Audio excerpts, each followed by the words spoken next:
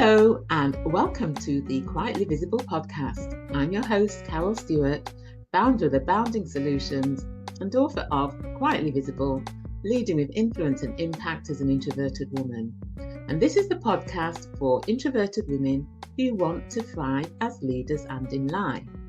Now, today's guest is someone I've known for a number of years now, and I've not seen her for a long time, so it's really great to have her on the podcast here. And her name is Joy Langley, and she's an emotional intelligence consultant, coach, therapist, and the author of Navigating Stress. And we're going to be talking about her quiet voice and how her childhood as a quiet child, how that's all shaped her personality and who she is. And we're going to be unpicking some of that, as well as some of those things that shape how women are perceived, how introverts are perceived as well, and the socialization that goes on around women's emotions. So I'm looking forward to this conversation. So hello, Joy, and welcome. Hi, Carol. Thank you for inviting me on, and good to see you. It is really great to see you after all these years. And before we delve into our conversation, just tell us a bit about Joy. Who is Joy and what you do? Yes, well, as you explained, emotional intelligent consultant or coach, whichever title people like. So I do that, and I was specializing in stress management before on the coaching side, but that's because I'm coming from a therapeutic background. So I've been trained in cognitive behavioral therapy, and I've used that for stress management. And also, I released a book in 2021 called Navigating Stress. So this whole stress thing has been around me, but anxiety, depression, real things that human beings suffer from. And although it might sound like a really sad thing to be around all of the time, I get a real buzz from seeing people get well and getting happy. So my name's Joy. I am in a happy place most of the time. And that particular topic is something which I don't want human beings to suffer from for too long because Mm, I've experienced it. It's been in my family. So I've got a lot of connections back to anxiety and stress and the just the pain that it creates. yeah. And what sort of effect does that pain have on people, or what sort of effect did it have on you? Well, for me, my mum got uh, sort of well, she got depressed in my mid-teens, it felt like, and then every Christmas just felt awful because five kids and my dad as well. It was the pressure of Christmas seemed to be something that triggered her depression. So I just remember Christmases for quite some time, quite a few years, being just hating them really, not wanting to even have them because mum would suddenly get unwell from the pressure of it all. So for me, watching her deteriorate, us having a really bad Christmas, but also being quite helpless. So my dad did his best and we took our lead from him, but really none of us knew how to help mum apart from going to the doctors. So, and she seemed to have that on and off through the rest of her life. So that was my first impression of something which made everybody unhappy, but no one could really talk about. Mm, So that was my first impression. Later on in my mid-20s, I personally got depression. And I think it was a combination of leaving university with a shiny degree. I did chemistry and business. I don't know why I chose that topic. I got a really good degree in it, though, which is very good. But I came out, didn't really know what I wanted to do. I just thought, oh, I'd randomly apply for, I don't know, management trainee jobs and that. And I couldn't get any. And I thought, wow, that was a big blow to my kind of self-esteem. I thought, wow, I've done all this studying and it's gone wrong. So I retrained, I did something else. I just started at the bottom in secretarial work, personal assistant, all that kind of stuff. And the jobs were so boring that I just got depressed. Who wouldn't get depressed? Not that secretarial PA work is depressing, but for me, when I really knew or had an aspiration to be something bigger, better, I felt like a bit of a loser. mm, yeah. And if we sort of touch on what your sort of early childhood, where you sort of talked about being one of five, and where did you fit in that order of five? Little You piggy know, in the middle. oh, middle child. Uh-huh.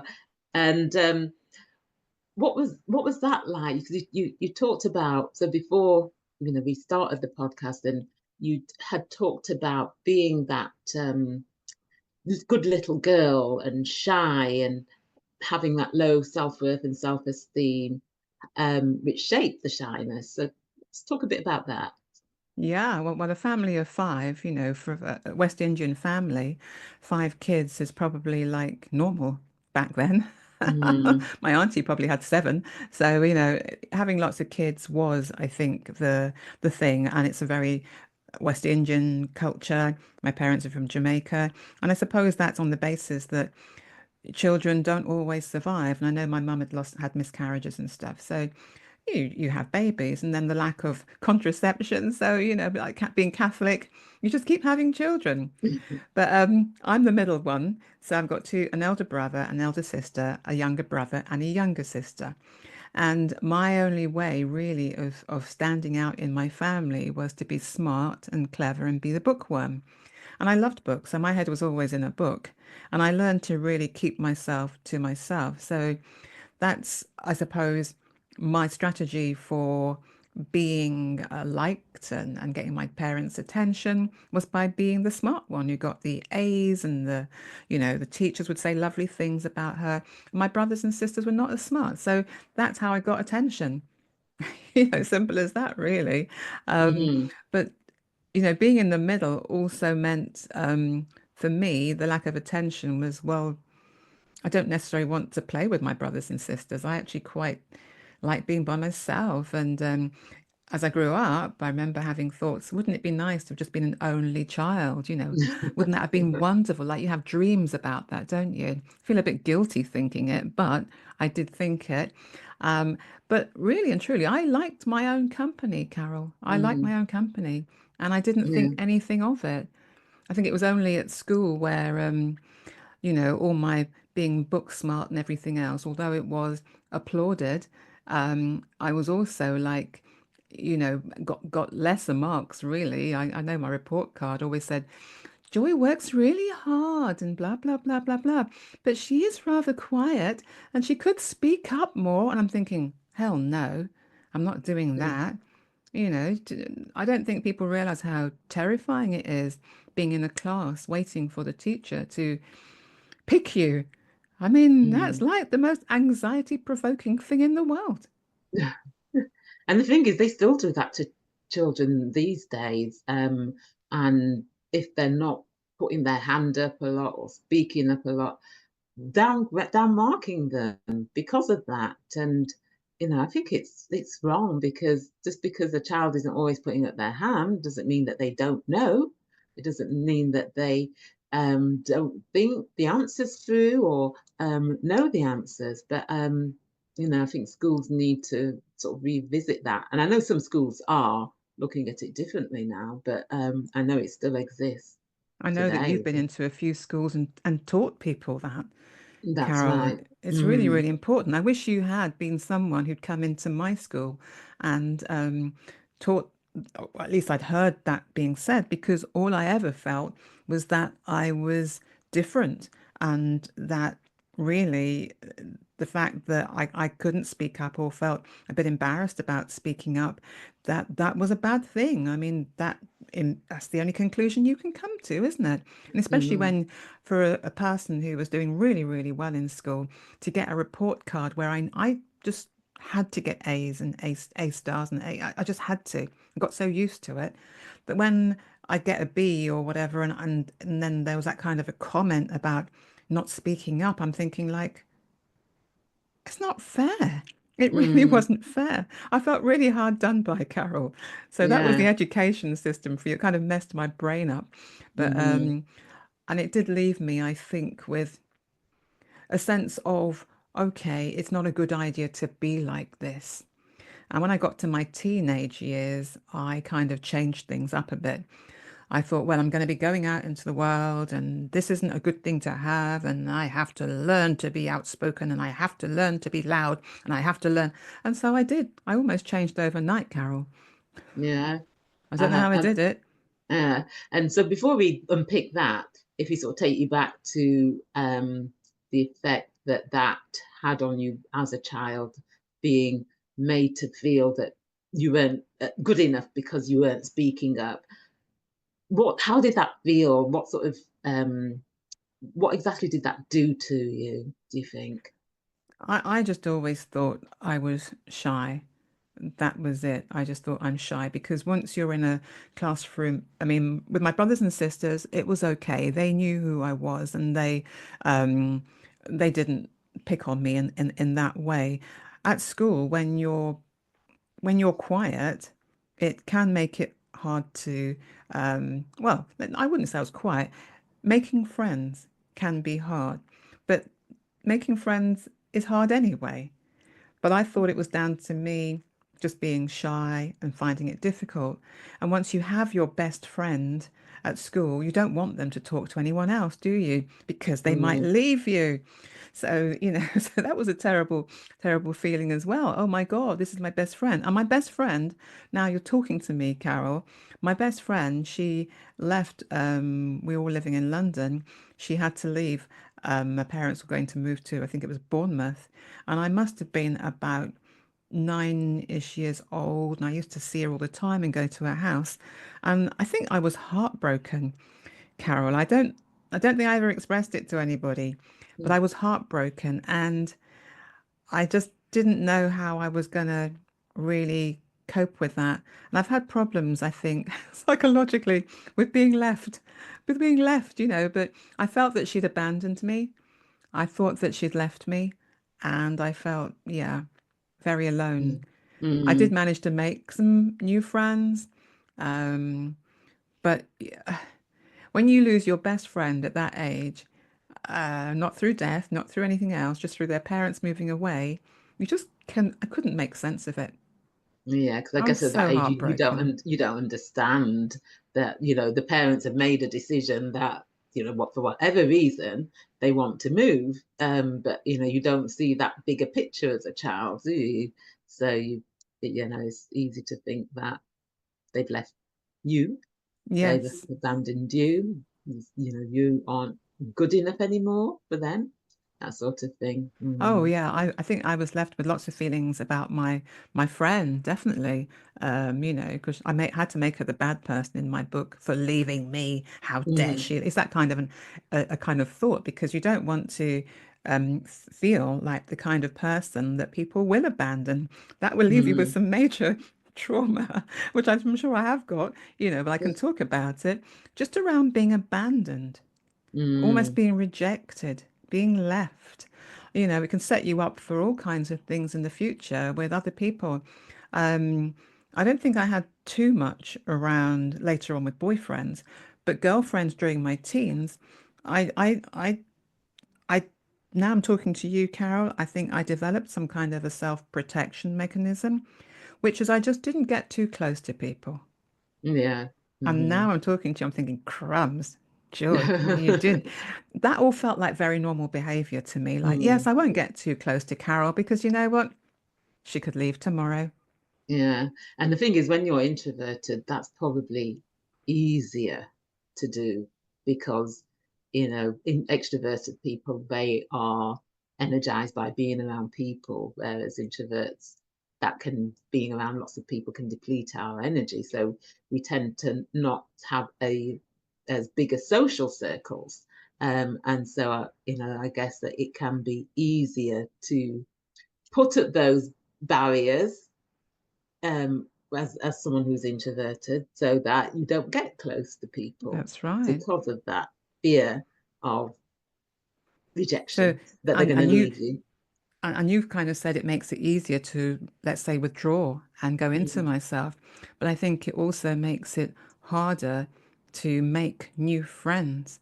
And this mm-hmm, whole thing about making friends, whether it's when we're young or whether we're old, I know that I'm of an age where it's just harder to make friends. mm, Full stop. it never was easy, but it's certainly gotten a lot harder. It takes a lot for me to really get attached to new people. Yeah. I don't know if And it's that's because something. of my early trauma or whatever, but I know that it's hard for me to connect. I can meet people, I can network, I can be a bit of a social butterfly. It's always exhausting, and I go home and I'm like, Mhm. ugh, flaked out. But I can do it, but the relationships never go as deep as they used to when during my, under the age of 10 and my teens. And my best friends, I still consider them to be, like everyone else, people from my teenage years who I keep in touch with. So, Yeah. And that's something that I can relate to as well because, um, the friends that I have, and I think particularly so since working for myself, um, the friends that I have a core group of friends who have been friends since our teens, and then I have pockets of friends that I've met along the years, friends that I've met through work when I was employed, that we've remained friends. But I think working for myself, it has been harder to make friends and have those sorts of connections like I had when I was younger. yeah. And I like the Mm. fact you said about, you mentioned work there as well, because for me, making friends at work was great. But when I left the different like work environments, like I moved on, went and got a new job, I just assumed that the people that I'd been close to for like, a year, 2 years would just still be around. But once that connection is broken and then you go back to try and pick up where you left off, I was really shocked that the friendships had changed. Mhm. And that hurt. So over the years, I've just realized, well, Joy, they're just work colleagues, and you don't have to fall in love with them. They're just work colleagues. And when you leave, it's okay. But then I hear what you've just said, that you've kept in touch with some of your work friends from the past, and my sister did the same. And I keep thinking, Mhm. what was wrong with me? Yeah. I mean, there's lots I didn't keep in touch with, but there are, I say, three key people that I've kept in touch with. One, unfortunately, passed 5 years ago, and we'd sort of been friends for over 30 years. Started working together in our early 20s.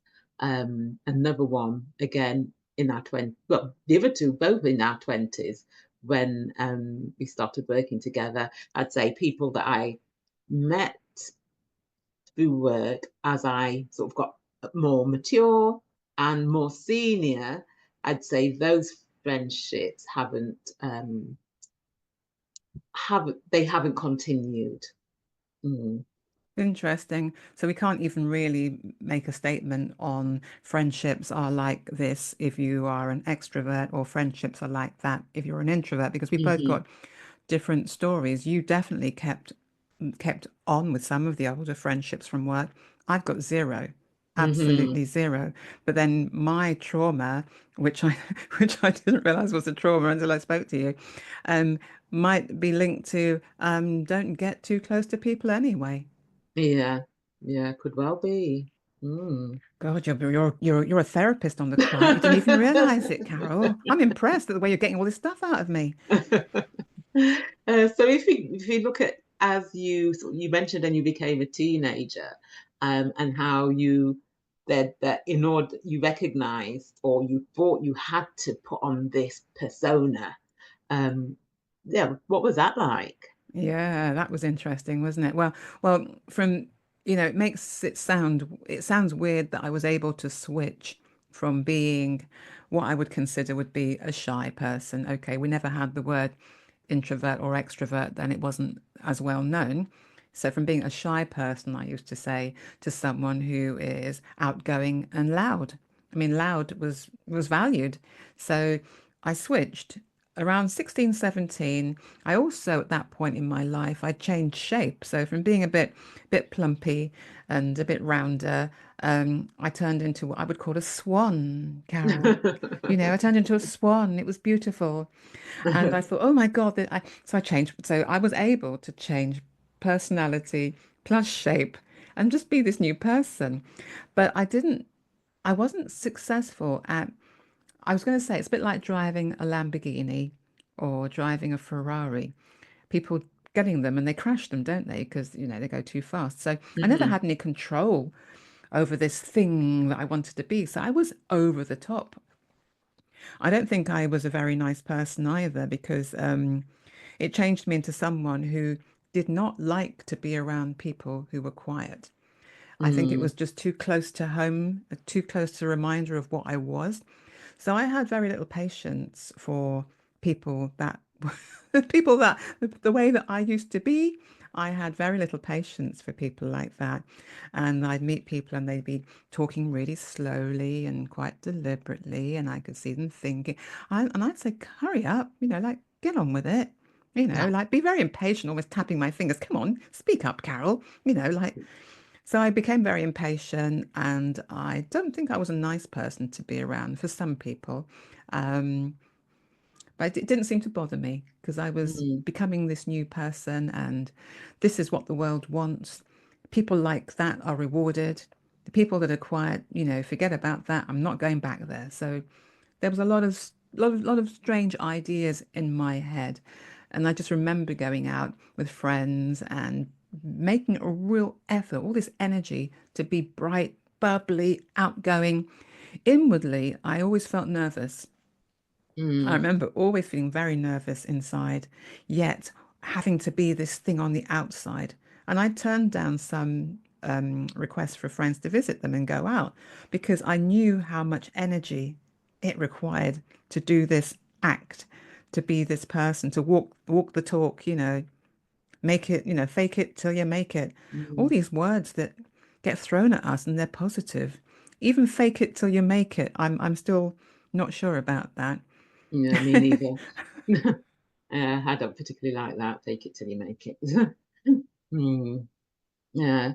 And thinking about what you said about being impatient with people who were introverted, I wonder how much of that was about you being able to hide or hide behind the extrovert. So, which is something I can relate to as someone who's introverted. You know, when you're sort of at that age where you're sort of trying to be impressionable, that being around extroverted people, you you can. It's probably easier to be more lively and do their behaviours, and because they are the ones which are more sociable, talk a lot more, then there's not so much onus on you to speak as much as what they do. But whereas if you're with more introverted people, it's more of an effort to get conversations going or get or appear to be lively. It's very interesting about the communication there, Carol, because with being around a group of people who are also being equally loud and out there, it's actually very competitive to get Mm-hmm. a word in edgeways, you know, really, really competitive. And it reminds me of my growing up. My dad was quite loud and having lots of kids around, lots of brothers and sisters.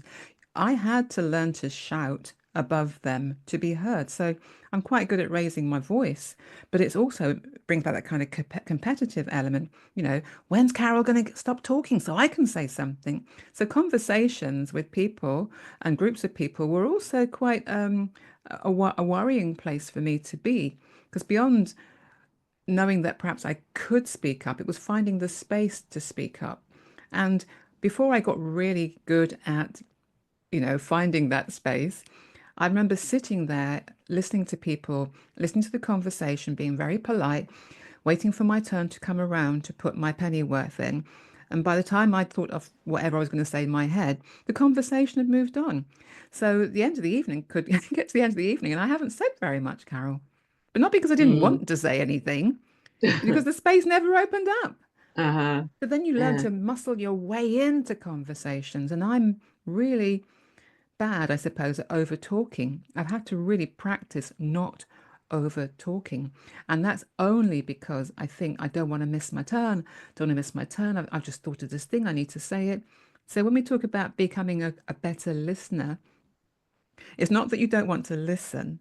It's just that you're trying to formulate an answer in your head, and it's a perfect answer that's just about to come out, and then someone changes the direction of the conversation. That's really unfair.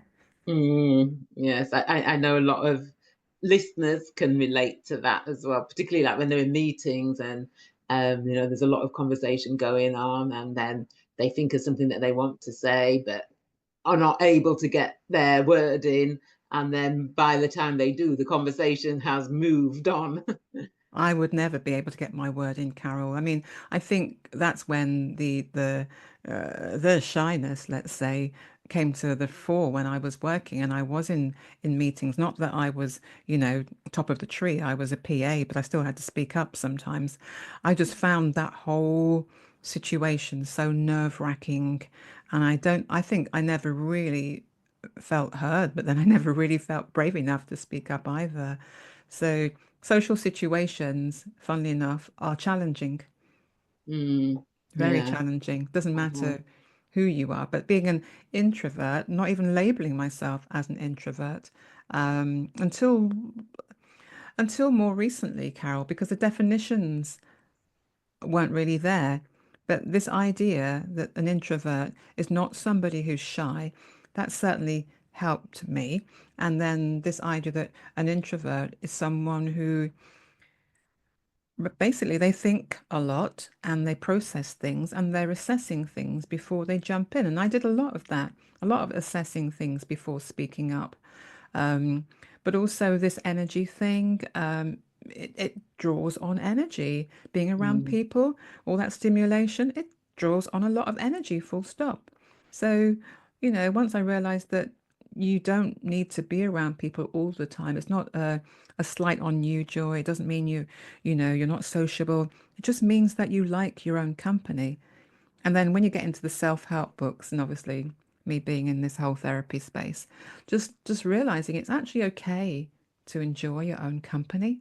mm. I wish And someone I had think told once me that a long time ago. yeah, and I think once you get to that realization, um, it can be quite life changing. That it's okay. I'm okay. It's okay to be quiet. It's Um, liberating. it is, isn't it? It is liberating. And then that's when you can step into that quiet power, as I call it, and which Yes. is very powerful. Quiet power, and then you begin to read things that the person in the room who's quite important, all they have to do is just say something very small and everybody pays attention to them. Mm, They're kind of waiting in the so you're right about the quiet power, because you could be in that meeting or I could be there, not say anything, and people kind of get the note get to know that they don't say very much, but when they speak. yeah. So when Carol says, right, I'd like to say, or Joy goes, I'd like to speak, like they think, wow, this is going to be sensible. Because a lot of people who are outspoken and appear to be extrovert, they're just filling a lot of space Yeah. with a lot of words that don't mean anything. Hmm. But the That's judgment of how people are assessed, people are being judged for being loud, for being extrovert, for being whatever. But so I'm hmm glad this whole idea about it spinning around to, the quiet revolution and quiet leadership. And I was watching a really brilliant video before we came on with Susan Cain, the quiet revolution. I was almost clapping. I was thinking, wow, I didn't know half these things, because I related to what she was saying. And yeah. especially she said about work, and I think we have to be in open spaces and be in front of people, and then there's noise, and then there's the cubicles. And I'm thinking I hated every minute of that, every single minute. But I know that we had the room, or the little section dividers. They were quite tall, so you were able to have your little castle, unless someone popped their head over your desk and then they'd see you. But I remember going into, I think it was Canary Wharf in London a couple of years ago, and on the top floor, and I was a bit shocked at what I saw. I thought it was a rabbit warren. I thought there's lots of, I thought it felt like it was a maze with lots of slots and then people's heads. And I thought, what's going on? Because that's not how I remember it. Hmm. That was like a horror story. I looked at it and I thought, really? Human beings are supposed to work in that environment? Mm. How? How do you do that? How do you think? when Carol sat opposite me staring at me, or I'm sat opposite you staring at you.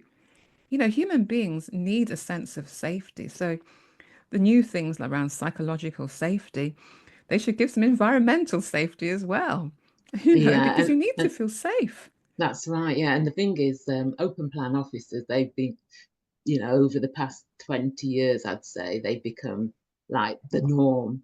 And the idea behind it, from what I understand, is so that teams could be more collaborative. But for people who are introverted, they can be a nightmare because there's so much going on around them that's overstimulating, it's exhausting, it's draining. And even extroverts aren't particularly keen on open plan officers. I remember when I was doing the research for my book and speaking to people about their experience of open plan officers, and one person was even like she was going to resign because of having to work in an open plan office. Um, and one person said how she did her best work when she's at home. And I know when lockdown came as a result of the COVID pandemic, many introverted people, they loved the fact that they could work from home because they didn't have to go into that open plan office and that environment that was overstimulating. Yes, I think it Mm. feels like I don't know who thought it was a good idea, but perhaps if you work, I've worked in small offices where there are two or three people, and I get that if you're in a space that's large enough and you know you're not staring at each other too much and it's quiet, you can get your work done. You can think. The thing that really gets me, Carol, I feel like I'm getting onto a soapbox now, but um, I can't work unless it's quiet. I know that a lot of the younger generation can't work unless there's background noise. Mm-hmm. I can't work with background noise. I need complete quiet. Mm-hmm. Okay, that is it. Then I can think and then I can act. If I get any kind of distractions, I can distract myself anyway by jumping on onto YouTube or something. I'm good at distracting myself. I don't need other people to distract me. So I Mm. just wonder, does anyone get any quality thinking done?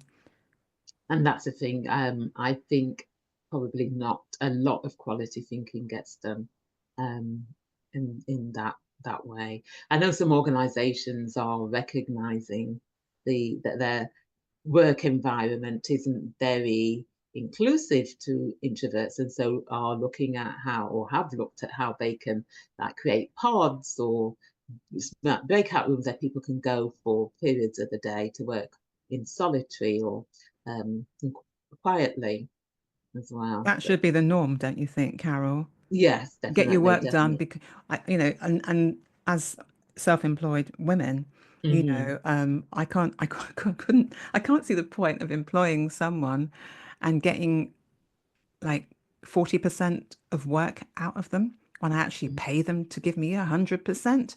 So if I can help them to give me the 100%, whether they say they want ear defenders or they want whatever, they want to have moments when I leave the room for an hour so they can think straight, you know, I'd do it. I would Mm-hmm. just do it. So I don't know if the work environment is conducive to work, which is interesting. And then also, you know, listening to Susan Cain's thing, and also listening to one of the people that you interviewed a couple of a series ago, probably three or four, I think, ago. I looked at your stuff this morning.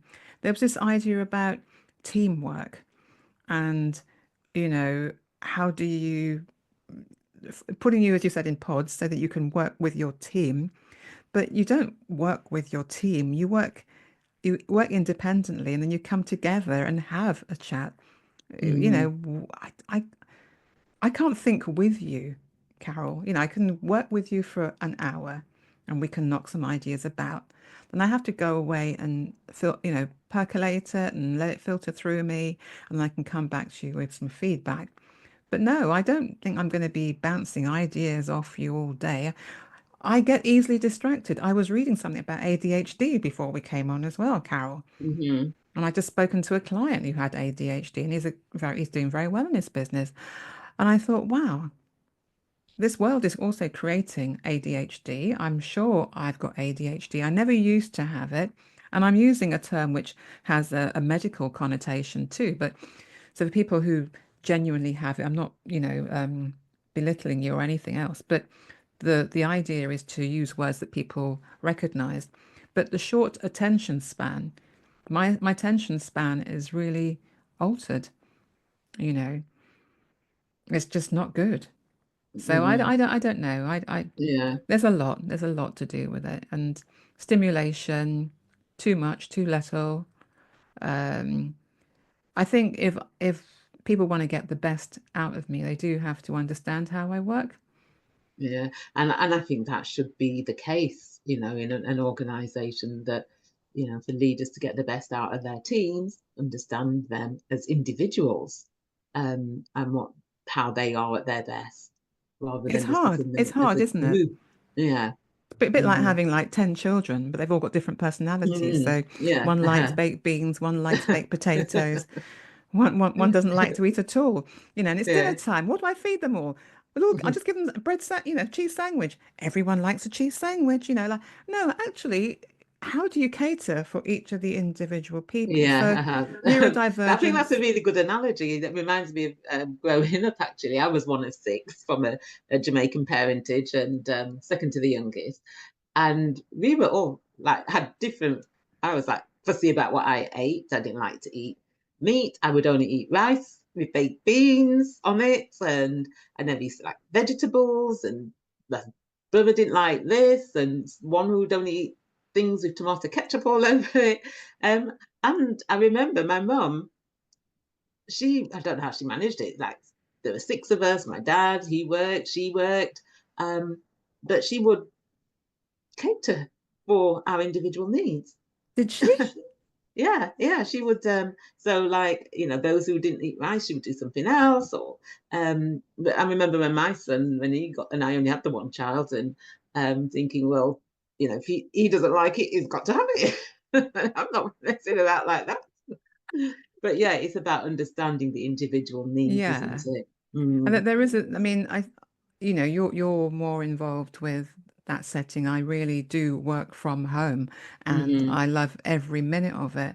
And perhaps it is because my natural introversion is at home. Introvert person. I'm just I literally feel at home. I don't Hmm. have anyone to impress. I don't have anyone to big up to. I don't have anyone like that. It's just me, me, and me. So Hmm. I can relax. And I think I'd forgotten how much tension I carried all day just from being around other people, from Hmm. being on my best behavior. Um, Also wondering how have I impressed people, And when it comes to this whole thing around promotion, what do I have to do to impress you, Carol? If you're the person that's going to, promote me, what do I have to be? Beyond getting my work done to a reasonable level, there's other expectations, isn't there? I've got to be apparently outgoing and I've got to be chatty and I've got to work well with groups and I'm thinking like, really? That's an awful Hmm. lot of pressure. Yeah. And so, what did that pressure do to you when you were putting on the extroverted joy? I just felt I was a bit of a fake. That's all Mm. I can say. I mean, the word I could have got an Oscar for it if it were a film, and I could have won an Oscar. Be quite honest, Carol, but you don't get Oscars for being at work, do you? But I was faking it, literally. I always felt a fraud. I always wondered when I would trip myself up. I was nervous, and that's why I think when I talk about anxiety and high functioning anxiety, um, you can be anxious and still function, but there's a cost. There's a cost to your health because you are basically just burning up an awful lot of energy and you got your anxiety threat response up all the time. So you've got adrenaline probably in your system a lot of the time. So you get burnout. It leads towards some really negative things for your health. Hmm. IBS, oh, It just goes on, all the things that can happen because you're literally holding, like holding your breath all day, all day, and you're waiting until you leave, and then you can go, oh, big sigh of Mm. relief. You know, I can be me. You know, it makes you wonder what you've been being otherwise. Yeah, yeah. And the thing is, there's only so long that you can carry on like that before it takes its toll. Yeah, Um, and it's better to do something before it does take its toll, rather than continue in that way, and just become exhausted until you burn out. yeah. And the thing as well is it chips away, as you mentioned, you felt like a fake. And so when you feel like a fake and you're experiencing imposter syndrome and you're doubting yourself, it chips away at your self-confidence and your self-belief. That is the thing that goes, unfortunately, Carol, from being what I felt was a very self-confident, like teenager into my early 20s, quite self-confident, with good self-esteem, I thought, although there was a false sense of self-esteem going on because I'd reinvented myself, Carol. Mm, Um, I think this whole thing about who am I? How can I be myself? Very, very deep philosophical questions entered my head as I went through my mid-20s. I was in jobs that I couldn't stand, hated every minute of them. So that obviously was a natural trigger for depression and anxiety in its own way. But also, who am I? A very deeper question about who am I? mm. Could the real Joy Langley please stand up? I'd be looking behind me, seeing where is she? You know, where is she? I don't know who Mm, she is. So I didn't know who I was, and I'm only, you know, even though I'm now getting older, I'm over 50, way over that. Um, it's a case of I'm still trying to work out who I am, but I'm not doing it for other people. I'm doing it for me. mm, Um, that's it's more to do with me. And because the more I like myself, the more relaxed I become. I yeah. think not knowing yourself, not liking yourself sets you up for taking on other personas and wearing a mask. You know, so I'm Yeah. doing it for me. At this point in my life, it's like I want to know who I am because this is for me. What do I like? What do I, you know, who am I? And it sounds crazy. Who am I? But I will Yeah. put clients through, you know, a list of things they can look at. And because when you say to people, what do you like? Or what do you like about yourself? It's like blank, you know, like, yeah. And even I can be guilty of doing that. Mm, So you have to learn, well, I like this, I like that. I prefer to be over here. You know, I like baked beans on toast, you know, I like holidays by myself. You know, you have to know these things because everything that we like about ourselves makes us very individual. And although it sets us apart from people, we are unique. yeah. We are unique characters. There's nothing that says I have to be like you, Carol, and you have to be like me. But there is a kind of responsibility between us both to try and get on with each other if we're working together. Hmm. So I've got no problem with that. But being forced to work with people that you really can't stand, to me, that's a recipe for like hell. But also, I'll be leaving very Hmm. soon. I'll Yeah. leave. I'll go and live in a Uh, cave somewhere. and I think, picking up on what you said, that what is when we know and understand who we truly are, that's when we can become all we are meant to be. Um, and for some of us, that is a process. It's a journey of getting to know and understand ourselves and accept ourselves. Some people never get there. Some people get there early in their lives. Some people when they get to their midlife. But I do believe that once we know and understand ourselves and accept ourselves for who we are, that's when we really come into our own. Yes, I agree. And Mm-hmm. also again the pressure that we put on ourselves around ideas like that, you know, that we're ever going to get there. We never get there. It's Mm-hmm. a journey. So this word journey, which some people may love, some people may hate, but it's ongoing. It's Mm-hmm. ongoing if you want it to be. because we are changing. Our environment changes us, doesn't it? It Life does. changes us, Yeah. circumstances change us. And you know, I've had a lot of tragedy in my life, but also a lot of people have passed. My parents died, 3 years ago.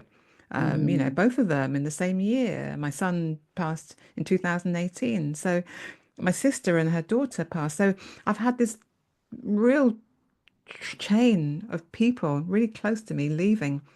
You cannot mm, experience that and not be changed. that's So right. it has changed me. It's actually made me more keen to live life, more keen to work out who I am, and to realize that time is short. You know, I shouldn't need a huge wake up call like that to remind me just to live. But Hmm. Yeah. it forces you, literally, quote unquote, to live. So you Yeah. find your way of what living is, because I think we just make too many assumptions about time and it being there, and being stuck on a hamster wheel. And I have to do this. And I remember I think it might have been mid 30s. I remember just thinking, I have choices, and I Hmm. thought, choices. What's a choice? Because when you're going through the run of the mill of waking up, going to work, waking up, going to work, it's a cycle that doesn't seem to be able, you can't break. But when you wake up and say, I have choices, that's a really liberating feeling, a liberating thought. Very So, liberating. yeah, I've had Yeah. lots of epiphany moments, Carol, too many. Yeah. Uh-huh. And so those life experiences, and how they affect our sense of permission. Um, yeah, let's talk a little bit about that. Yeah. So what are your thoughts on how those experiences affect our sense of permission and how we show up? What do you mean by sense of permission, Carol? And I can elaborate. Um, so whether our voice is welcomed or we have to push it down. I've got really good at pushing my voice down, Carol, so I Mm-hmm. know how to do that. It's a bit like having a beach ball, one of those rubber beach balls, and you pushing it under the water and really struggling to keep. I know how to do that, Carol. Not a Mm-hmm. problem. Mm-hmm. Um, Being given permission to speak, that's useful. Someone saying, Joy, would you like to share? It can be also a very terrifying position for me because now I've got to open my mouth and say something really sensible. And that's the point when I get very nervous and all the words would tumble out and I'll sound like an idiot. So being given permission is lovely in that respect. Being given permission within a conversation where there's no pressure, that's different. People opening up spaces. So I made a Mm-hmm. silent bit there, which people will fill. So you would naturally fill that, Carol, because that'd be your cue. Joy's Mm-hmm. keeping quiet, and you'd speak. So Yeah. permission is very interesting, very, very interesting. But I don't think it's about other people giving me permission, Carol. It's about me giving me permission. Yes. So And so that is that key.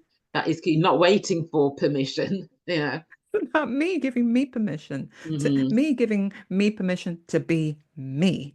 Mm-hmm. So when we talk about judgment and, perhaps shyness is about social anxiety, the way that the world's going to judge you, really you have to come to a place where you are your own worst critic. You Mm-hmm. judge yourself the harshest. So you are the person that you really have to please. So permission is about, can you give yourself permission to be who you are?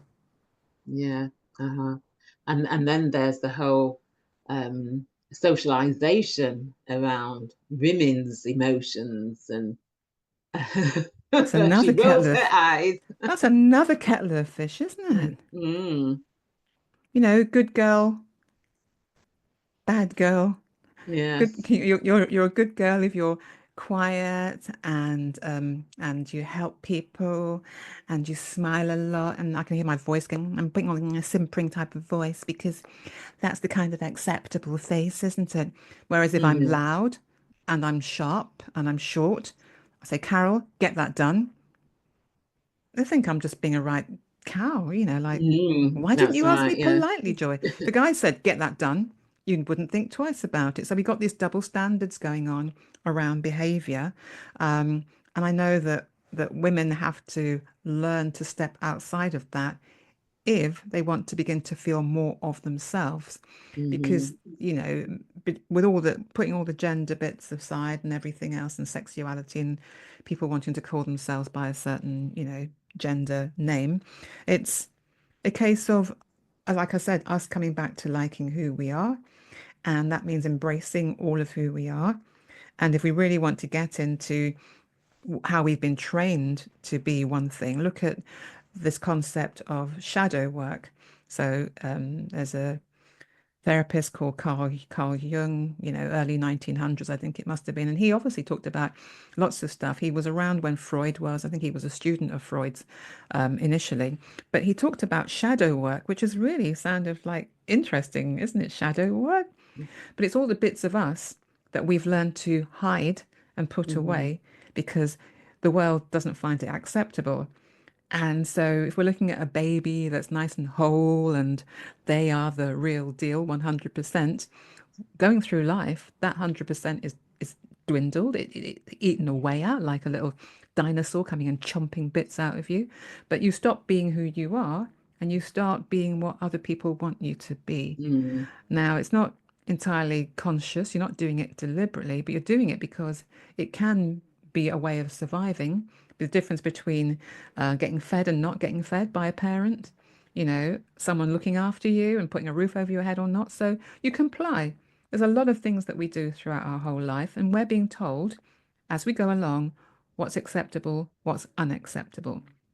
So all the unacceptable things for women is really that kind of loudness, the aggressiveness, anger, not allowed to fight.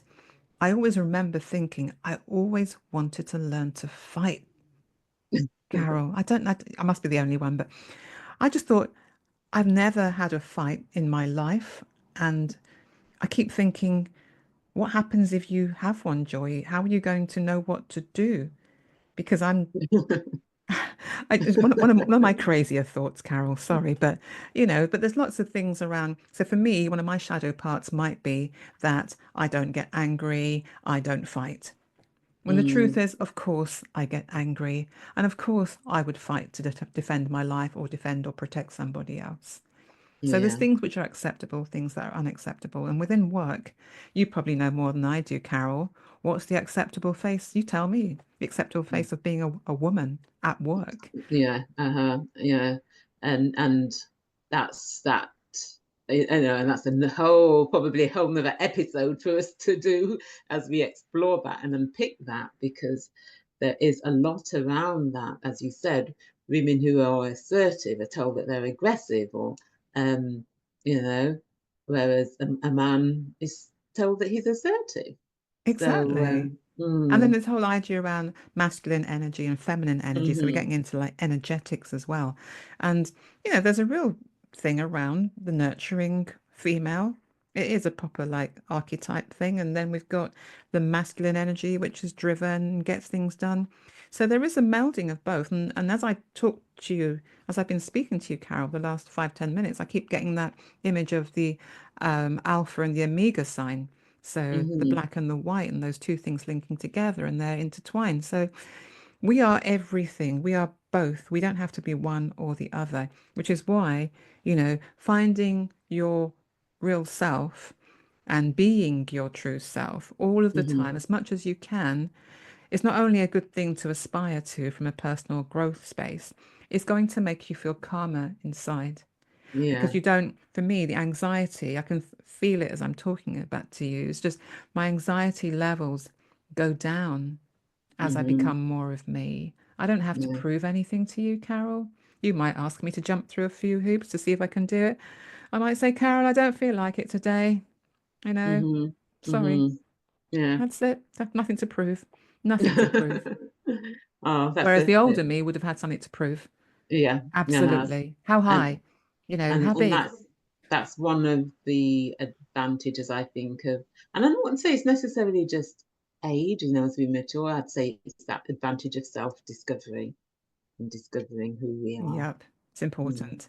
So for Yeah. me, just peace of mind, being more relaxed, in your own skin, that whole thing, you know, feel good in your own skin. People say it, but really it's not as easy to achieve. There's No. some work involved in that, and people Mm-hmm. might be frightened of personal development work and personal growth work.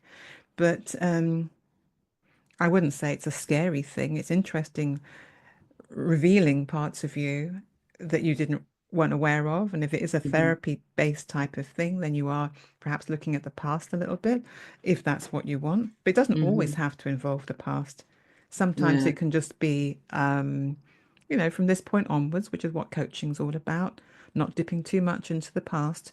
But the past has created who you are and who That's I right. am. Yeah. I can't Mm-hmm. deny that. So for me, I'm picking a little bit of that so I can make sense of the present moment.